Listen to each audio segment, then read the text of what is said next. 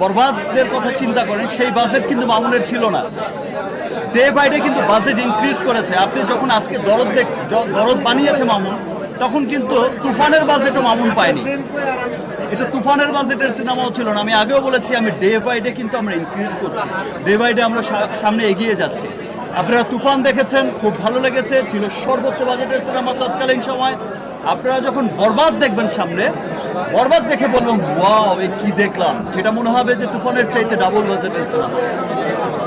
আবার বরবাদের পরে যে সিনেমা দেখবেন সেটা মনে হয় ওয়াও ম্যান, এটা কি দেখলাম, তো আরো অনেক বড় বাজেটের সিনেমা। লোক, একটা সময় ছিল যখন দেবদাস হয়েছিল বলিউডে 50 কোটি টাকা দিয়ে, তখন আমরা সবাই পাগল হয়ে গেলাম, পুরো বলিউড অস্থির হয়ে গেল। 50 কোটি রুপিতে সিনেমা, আর আজকে 1000 কোটি রুপিতে তাদের সিনেমা বানায়, বিজনেস করে তারা হাজার হাজার কোটি রুপি একটা সিনেমায়।